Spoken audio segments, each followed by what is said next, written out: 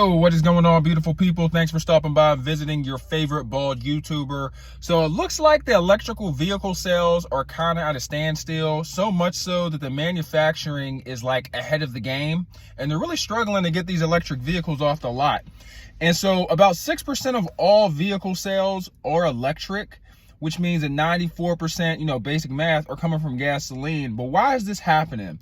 I don't know about you guys. Me personally, I have no interest in getting an electric vehicle. I got this Ford Edge, right? 2018 Ford Edge. I call her Big Bertha. Big ass SUV. That way I can haul my son's bike, all his toys, everything, right? Big old thing. I got hella trunk space. I can fit 2 big girls in the back seat. I'm out of pocket. But no, seriously, there's a lot of room up in here, and it got a V6 engine, which is my first V6. Once I bought this car, man, I got behind this V6. I was like, I'm never owning a 4-cylinder. Electric vehicles are out of the question, unless it's a Tesla. I have a buddy that had a Tesla, a really nice Tesla, and that thing was fast. It had great features. The electronics and the technology inside the vehicle was mind-blowing. It was great. It was a beautiful car. But, unless it's a Tesla, I don't see myself ever buying an electric vehicle. I just don't see it happening. What is the point, in all honesty? Especially with the charging stations. Like, yeah, you can get one installed at your house, right? I live in an apartment building.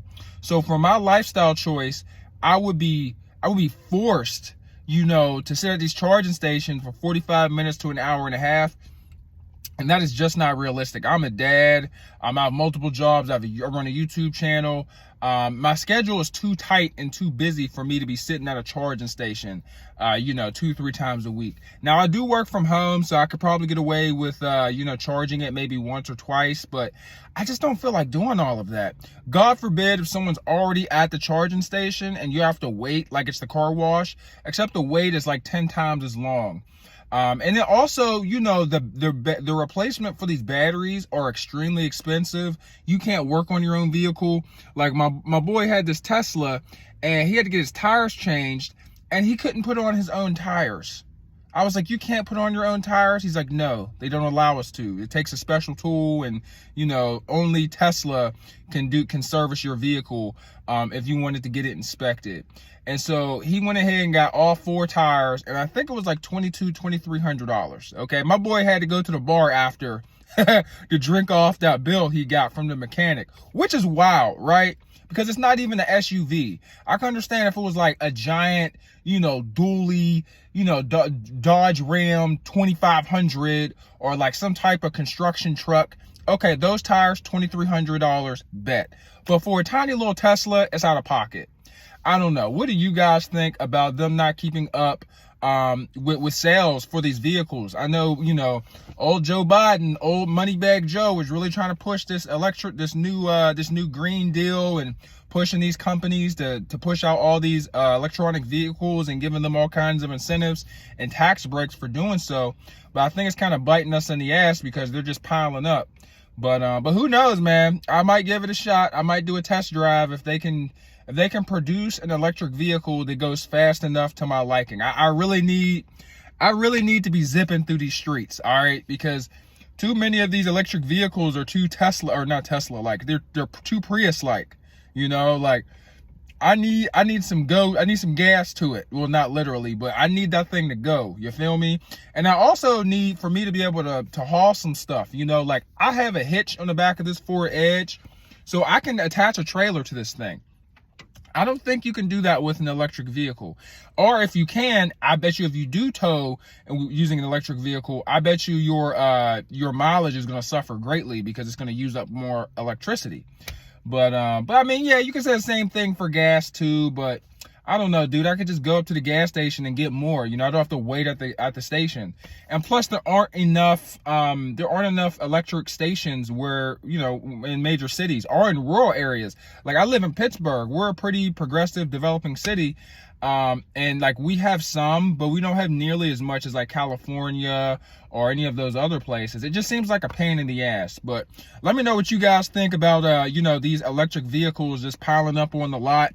They can't get people to buy them. People are still trying to get gas motorized vehicles, which I'm about it. There's something about, you pressing the engine, or you pressing the pedal, and you hearing that engine roar and you feeling the acceleration.